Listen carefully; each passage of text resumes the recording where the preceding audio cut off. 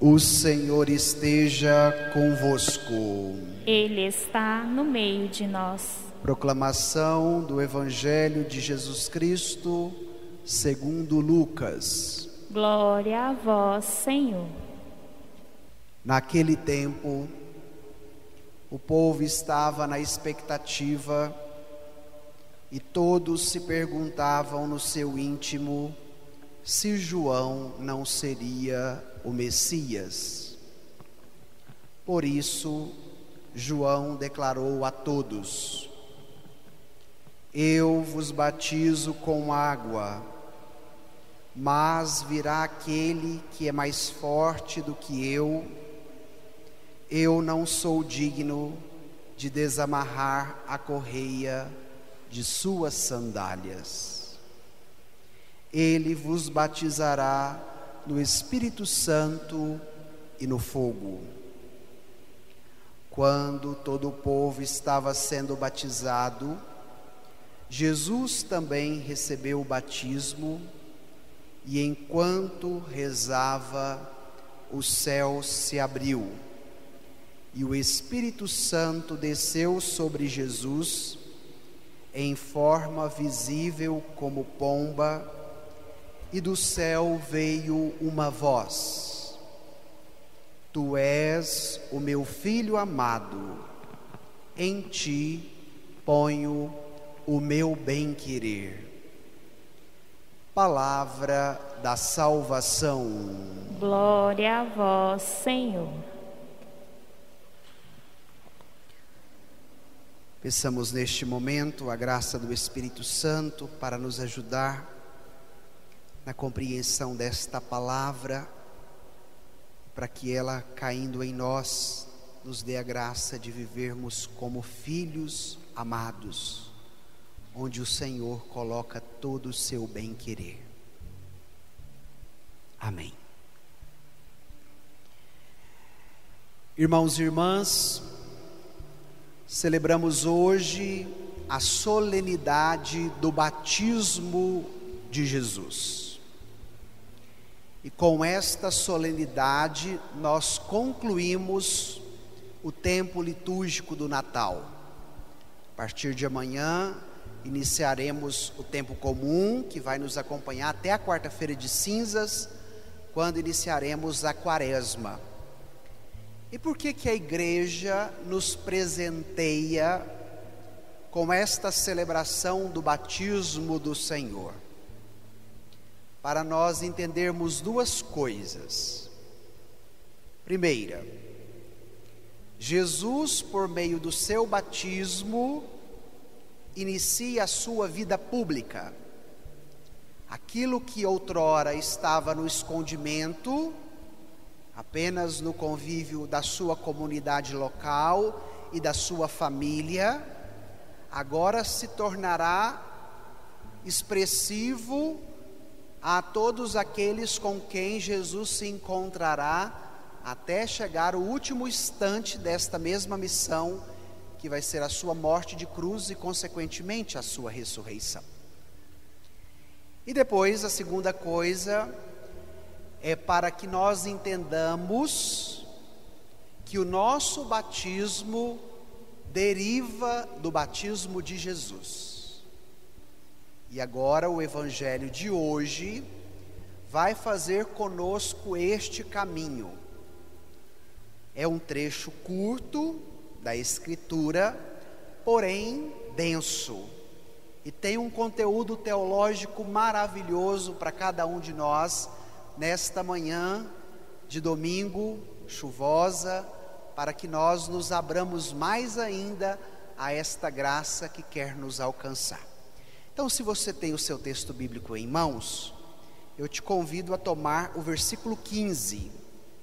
Volte aí no seu texto e vamos ao versículo 15. Leiamos juntos. Naquele tempo, o povo estava na expectativa e todos se perguntavam no seu íntimo se João seria o Messias. olha, para nós entendermos o início do Evangelho, precisamos voltar ao Antigo Testamento.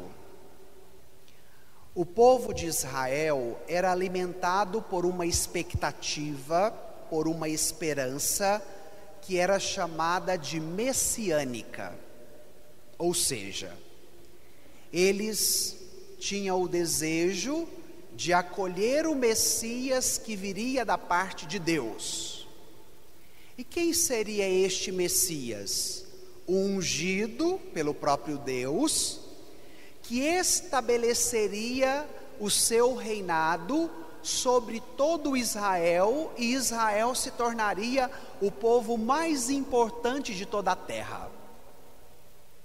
Quando eles foram percebendo a forma como João agia, eles viram algo de diferente, porque enquanto as autoridades religiosas estavam estagnadas no templo, João estava no deserto.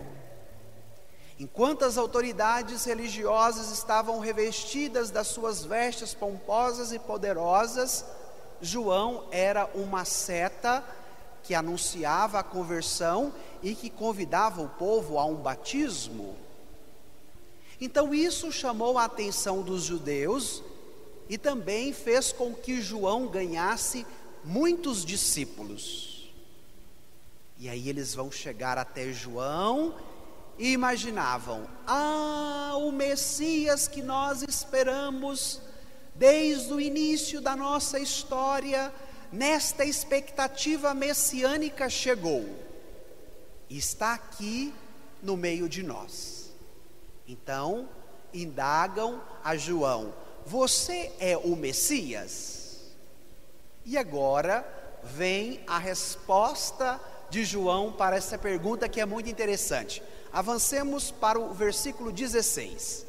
Olha que interessante a resposta de João. Vamos ler juntos? Por isso, João declarou a todos: eu vos batizo com água, mas virá aquele que é mais forte do que eu. Eu não sou digno de desamarrar a correia de suas sandálias. Ele vos batizará no Espírito Santo e no fogo. Uma virtude de João, a humildade. A humildade que se dá na verdade. Quando João percebeu que os seus discípulos estavam enganados, achando que ele era o Messias, João não se esquivou da verdade, pelo contrário, ele prezou pela verdade e a trouxe com muita humildade, dizendo: eu não sou o Messias. Se eu vos batizo com água, o batismo dele será muito mais forte do que o meu, porque o batismo dele será com fogo. Na verdade, a minha missão é preparar o caminho para que ele chegue, para que ele haja, e não para ocupar o lugar dele. E por que a atitude de humildade? Porque João vai dizer: eu não sou digno de desamarrar a correia de sua sandália. Esta expressão, ela não é muito comum para nós, mas para os ouvintes de João que eram os judeus. Porque de acordo com a concepção judaica, somente um escravo, e sendo estrangeiro, que poderia desamarrar a correia da sandália do pé de um judeu. Nem mesmo um judeu que fosse escravizado por outro judeu poderia fazer este ato, porque era vergonhoso, e um judeu não poderia submeter outro judeu, mesmo que fosse o seu escravo. Então, para fazer isso, tinha que ser escravo, e tinha que ser pagão, tinha que ser estrangeiro. Agora nós podemos perguntar: o que esse evangelho até aqui tem a nos ensinar? Hoje nós estamos sendo alimentados por uma cultura que aumenta demais em nós o nosso ego, e que de repente quer nos convencer que os estereótipos e as máscaras que colocamos apresentam-nos de uma forma muito agradável, mas de repente não condiz com a realidade de quem eu sou. E agora vem o testemunho de João, que não teve vergonha de dizer quem ele era, que não se esquivou da sua missão, mas que foi fiel até o fim, e sendo fiel a ela, foi capaz de derramar o seu sangue por esta causa, porque João Batista no final foi decapitado. E agora esta palavra, pelo testemunho de João, precisa também nos ajudar em duas coisas. Primeira, reconhecer a verdade de quem nós somos. E segundo, a humildade de não termos vergonha de quem nós somos. João fez este caminho não só para se apresentar de maneira popular, mas esta resposta de João é fruto de um caminho interior que ele também experimenta na sua caminhada de fé.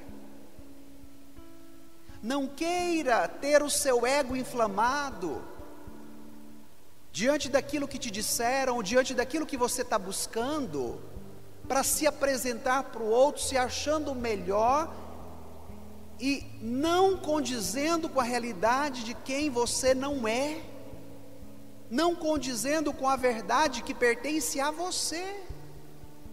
E João, na humildade e na verdade, não engana ninguém. Vai dizer às claras: eu não sou o Messias, pelo contrário, eu não sou digno de ser escravo dele, nem de desamarrar as correias das suas sandálias. Se o meu batismo é com água, o batismo dele será muito mais forte do que o meu, o batismo dele será com fogo. Porque a partir do momento que nós estabelecemos uma imagem que não condiz com a verdade de quem nós somos, nós nos enganamos e nós enganamos quem está à nossa volta. Então João não se enganou e João não enganou quem estava à sua volta. Irmão, irmã, não se engane e não queira enganar também quem está à sua volta. Mas se abra a novidade deste caminho, que é o caminho de João, que é o caminho de conversão, que é o caminho de penitência. Se o batismo de João era uma aproximação para a graça de Deus por meio do arrependimento, a utilização da água, o batismo de Jesus seria de fato para o perdão dos pecados, por isso o fogo.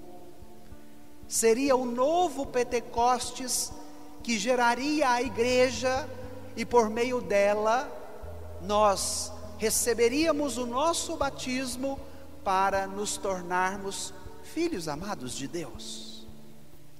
E agora nós vamos ver como se dará esta teologia do batismo para compreendermos o sentido do nosso batismo. Vamos avançar um pouquinho mais no texto. Tomemos agora o versículo 21. Vamos ler juntos? Quando todo o povo estava sendo batizado, Jesus também recebeu o batismo. Paremos aqui. Todos aqueles que procuravam João encontravam nele um testemunho autêntico. porque era na verdade e na humildade. E a palavra de João não era uma palavra própria, sua, de sua autoria, não. Ele era profeta. Ele era portador de uma palavra que não era a dele, mas era de Deus. O profeta no Antigo Testamento é chamado a boca de Deus. E este profeta João, anunciando esta palavra na autenticidade da verdade e da humildade, convidava as pessoas a um caminho de arrependimento, de conversão pessoal, de busca profunda de Deus na sua vida, que passava pela penitência, pela conversão. E os judeus já tinham vários ritos de abluções. O que era isso? Quando eles estavam arrependidos de uma realidade que cometeram, eles se submetiam aos ritos penitenciais, e muitos deles tinham o derramamento de água sobre aquela pessoa arrependida. Isso era chamado de ablução. Mas agora João traz uma novidade, que não é apenas de um rito que já era comum entre o nosso povo e a nossa religião, mas agora João faz um batismo no Rio Jordão, que é a fonte de água doce principal de toda a Palestina. É a fonte da vida que dá a possibilidade do povo de Israel continuar naquela região que é muito seca, que é muito pedrificada. E as pessoas que se arrependiam e que queriam fazer este caminho de conversão, vinham até João para ser batizadas, no desejo de serem redimidas de seus pecados. Então, quem estava nesta fila com João? Todos aqueles que se reconheciam necessitados da graça e da misericórdia de Deus. Quem estava na fila para ser batizado por João?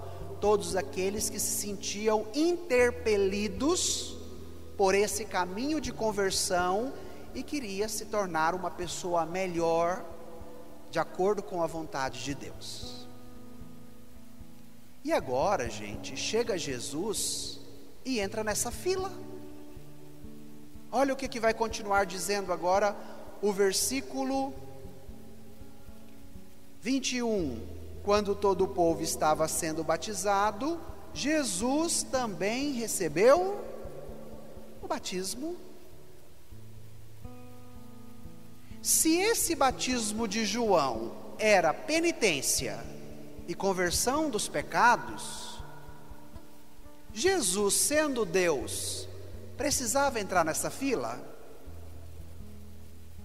Jesus, sendo Deus, precisava do batismo de João? Não, minha gente. Jesus não precisava disso. Mas ele quis iniciar a sua missão sendo solidário com esta multidão que representa a humanidade que padece pelo seu pecado. O batismo de Jesus não foi para ele, porque ele não precisava de batismo. O batismo de Jesus foi para nós. E a primeira atitude amorosa e generosa deste Deus, que se revela através do seu Filho Jesus, é de se colocar junto aos pecadores. E mais do que isso, vai nos dizer a Escritura, esse amor é tão grande porque ele chegou ao ponto de se fazer pecado para dar à humanidade padecente a graça do perdão destes mesmos pecados, que o batismo de João não dava, mas que o batismo de Jesus daria. Gente, vocês estão percebendo a gentileza, a generosidade, a solidariedade, o amor de Deus para conosco? A vida pública de Jesus não começa dentro de um templo. A vida pública de Jesus não começa em meio às autoridades políticas e religiosas daquela época. A vida pública de Jesus não começa onde estava estruturado toda a estrutura de poder que dominava o povo, mas a vida pública de Jesus começa no meio de uma multidão que se reconhecia pecador e que necessitava do perdão de Deus. E hoje nós devemos pedir esta graça de nos reconhecermos também necessitados desta mesma misericórdia e deste mesmo perdão. Porque de repente o nosso mundo já nos convenceu que nós não temos mais pecado, que nós já não precisamos mais de fé, que já não tem mais necessidade de vida em comunidade, de vir em igreja, porque eu sozinho me basto. Mas o lugar que Jesus quis estar é entre aqueles que se reconheciam necessitados da misericórdia de Deus. Então, quando nós também tomamos essa decisão de olharmos para a nossa vida, de fazermos o diagnóstico da nossa história, de pensarmos bem um exame de consciência e desejarmos esta mesma misericórdia no caminho de conversão e de penitência, nós encontraremos Jesus e Jesus nos encontrará. Não deixe com que a sua autossuficiência, com que o seu orgulho te convença que você se basta e que você não precisa mais de ninguém, inclusive de Deus. Queira estar junto àqueles que terão a graça de estarem junto de Jesus. E naquele momento, Jesus foi batizado. Os padres da igreja vão dizer: a partir do momento que Jesus é mergulhado nas águas do Jordão, ele purifica as águas que nos purificarão dos nossos pecados. Então o batismo de Jesus, como eu dizia agora há pouco, não é para ele, mas é para nós, porque a sua santidade santifica e purifica as águas, e estas águas derramadas sobre nós fazem o mesmo, nos purifica e nos lava de todo o nosso pecado. E a palavra batismo vem do grego, que significa imersão, e é um movimento de descida e depois um movimento de subida, é um mergulho. E Bento XVI vai dizer: o início da vida pública de Jesus aponta para o ápice da sua missão, porque ao descer as águas do Jordão, ele já nos remete à grande descida que ele fará ao Sheol, aos abismos da terra, para resgatar todos aqueles que o antecederam e resgatar cada um deles para a salvação de Deus, que só pode acontecer através de Cristo Jesus. Então, olha que maravilha, olha que graça, olha que teologia alta esta do batismo de Jesus. E vocês precisam entendê-la, porque daqui a pouco nós vamos chegar no nosso batismo. Agora vem 3 elementos que compõem o batismo de Jesus. Vamos lá, terminar o texto? Vamos terminar o versículo 21 e continuar o versículo 22. Enquanto rezava, o céu se abriu e o Espírito Santo desceu sobre Jesus em forma visível, como pomba. E do céu veio uma voz: Tu és o meu Filho amado, em ti ponho o meu bem-querer. Paremos aqui. 3 elementos do batismo de Jesus: céu aberto, o Espírito que vem em forma de pomba e a voz do Divino Pai Eterno que diz: Tu és o meu Filho amado, em ti eu coloco todo o meu bem-querer. Mas uma coisa me chamou a atenção. No Evangelho de Lucas, Jesus é batizado enquanto rezava. E no mesmo Evangelho, a última atitude de Jesus antes de morrer é rezar.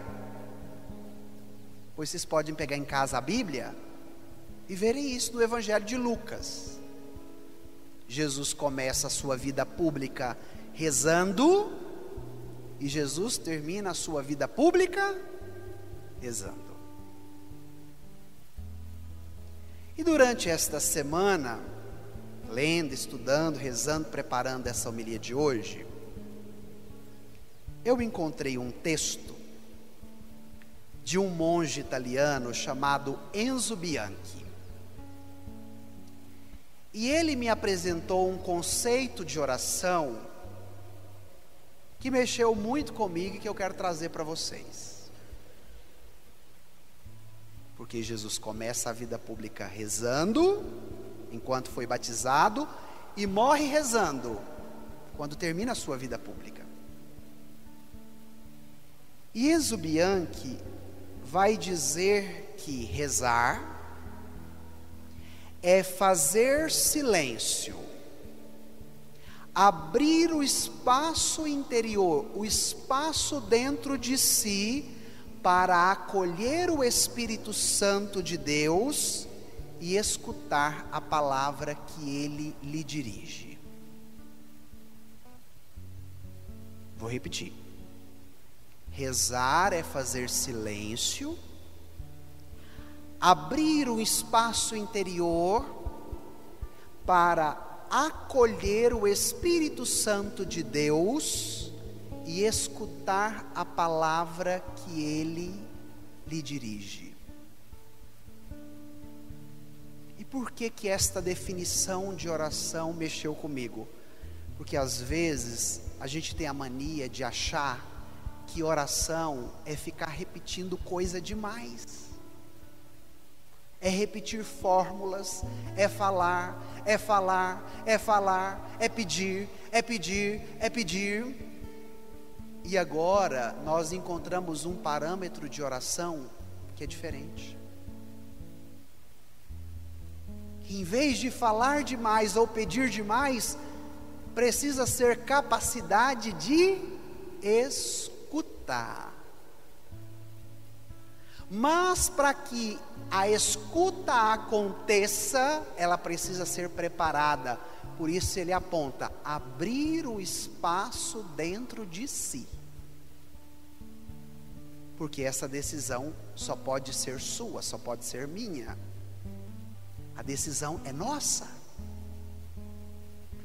Então, enquanto eu não me predisponho a abrir um espaço dentro de mim, eu terei dificuldade de escutar o que o Espírito quer falar ao meu coração.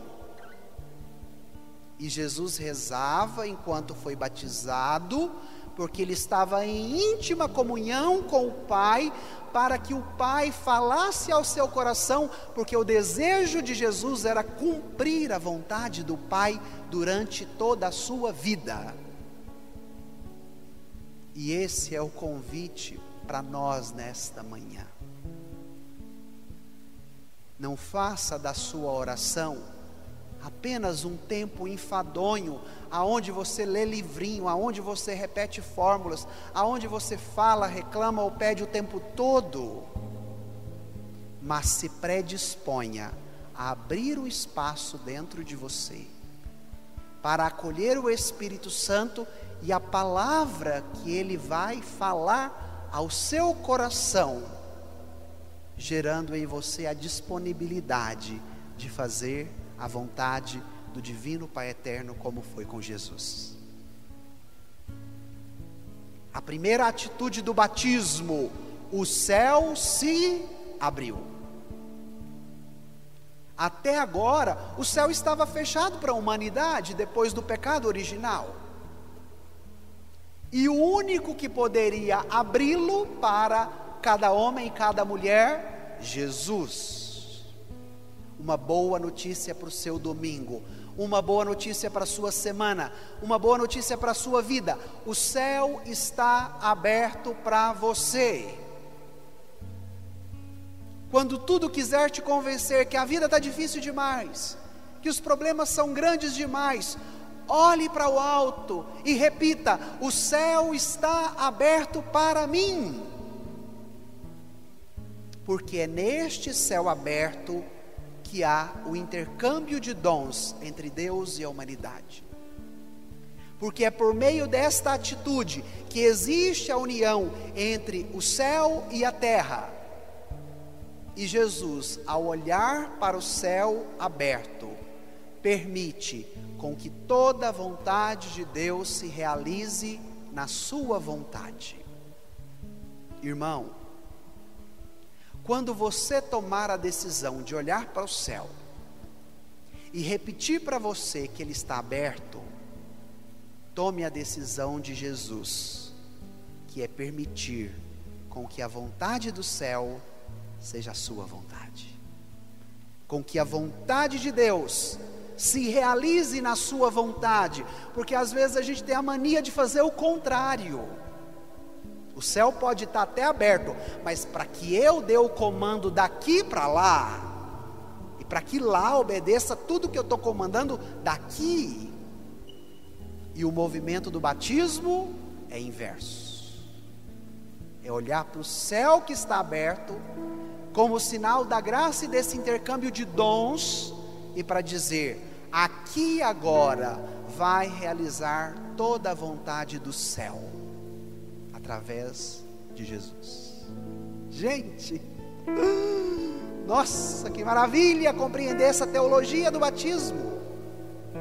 Depois, o segundo elemento, o Espírito Santo desceu sobre Jesus, como formato de uma pomba. Se vocês tomarem o Antigo Testamento, vão encontrar o relato do dilúvio. E qual foi o sinal que o povo teve para entender que o dilúvio acabou? Quando eles viram uma pombinha branca com um ramo de oliveira no bico. E o dilúvio é compreendido no Antigo Testamento como uma purificação que o povo precisava passar diante de Babel. E agora a oportunidade de uma nova criação. E por que vem agora esta pombinha como sinal do Espírito?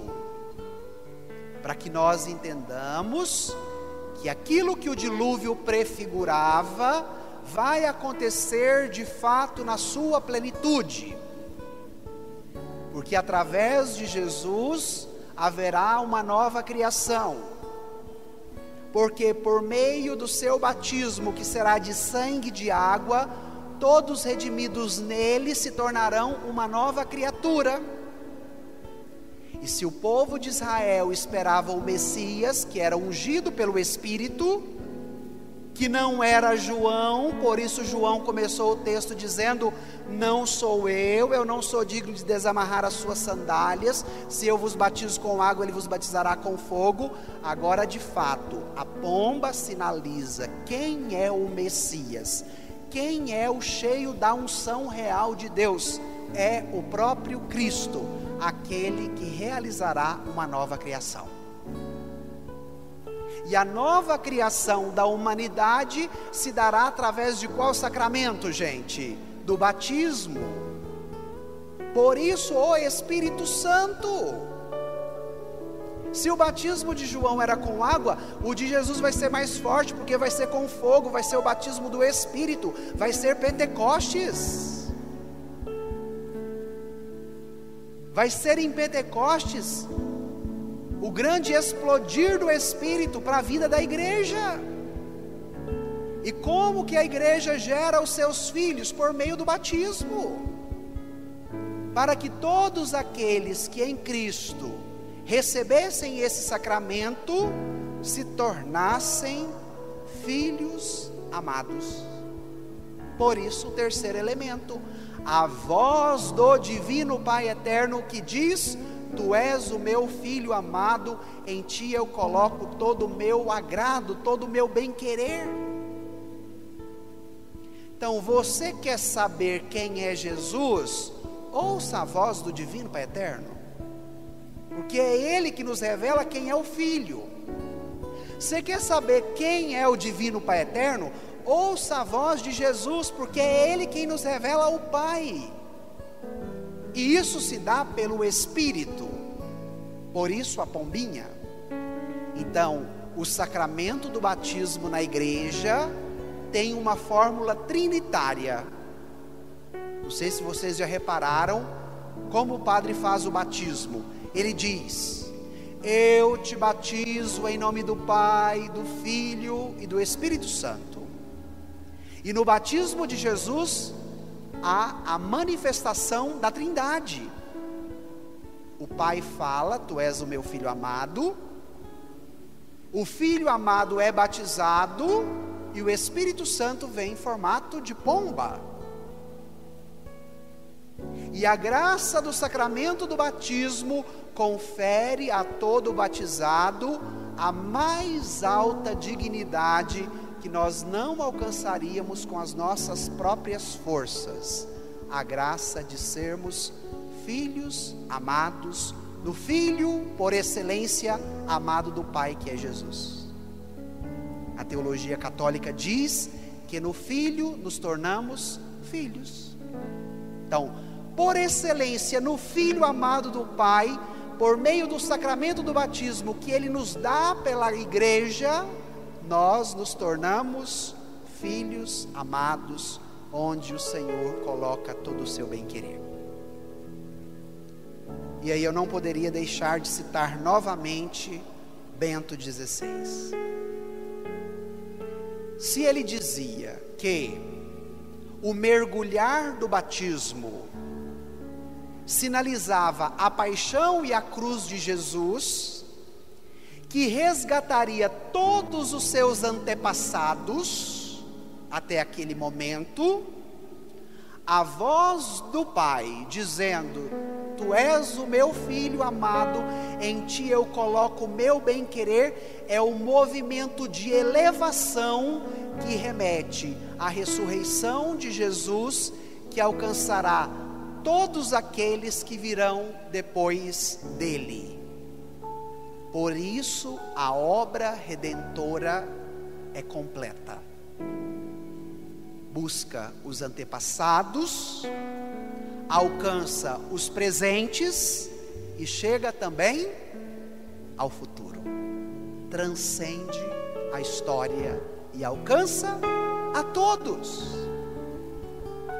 Por isso que o movimento do batismo é de descida, mas também é de subida. E é deste movimento que nós precisamos, gente. É deste mergulho que nós precisamos. E nós já o temos em nós, porque somos batizados. porque somos filhos amados, aonde o Senhor coloca todo o seu bem-querer, vivamos na condição de batizados. A gente tem o costume de comemorar o aniversário natalício, faz festa, bolo, presente, família. Você sabe o dia que você foi batizado? Você guarda esta data com você? O dia que você foi presenteado com o maior presente, a graça de ser filho amado. Você recorda com carinho deste dia do seu batismo, que te deu a vida nova em Cristo Jesus? Se sim, que bom, continue. Se ainda não, busque. Pergunte para o seu pai, para a sua mãe, corre atrás do seu batistério. Olha lá que dia que você foi batizado, batizada. Porque tudo isso que você acabou de compreender agora, você já recebeu no dia do seu batismo. Agora é preciso deixar com que isso expanda e flua dentro de você.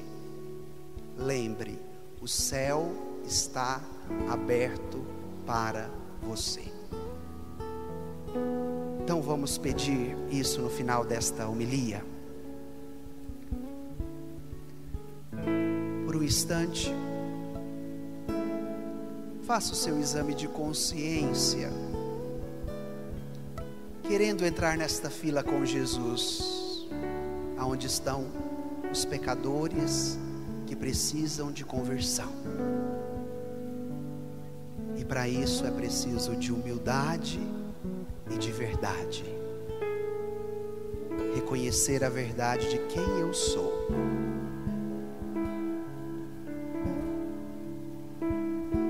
Renove agora a graça que você recebeu no seu batismo. E queira este novo mergulho, que alcance o mais profundo da sua alma, para te elevar à condição na qual você já pertence, de filho e de filha amado, amada de Deus, onde Ele coloca todo o seu bem-querer. Vai dizendo: Senhor, eu preciso desta graça, me ajude a viver o meu batismo todos os dias da minha vida, mesmo quando eu não me sentir filho amado, filha amada, mas de saber que eu sou filho amado, que eu sou filha amada em Ti, Jesus, pelo meu batismo. E é disso que eu preciso, é disso que eu quero.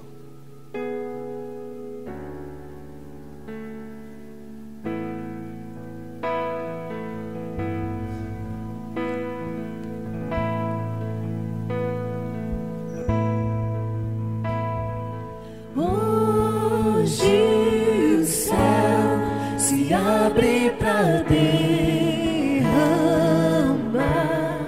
sobre os corações toda a graça do Pai.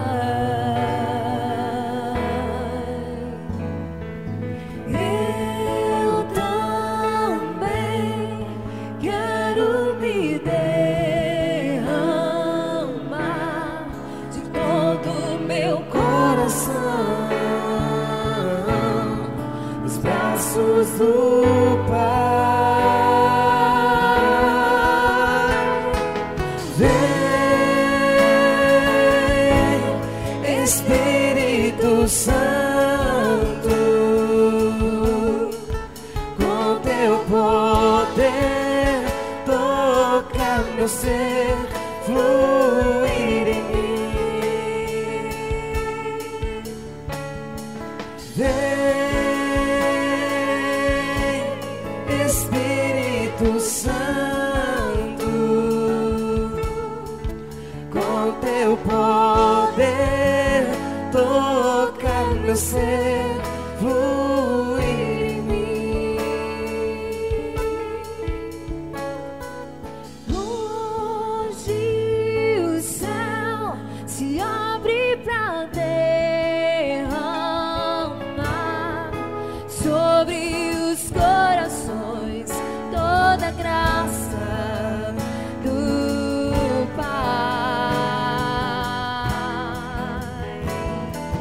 eu também quero me derramar de todo o meu coração, nos braços do Pai.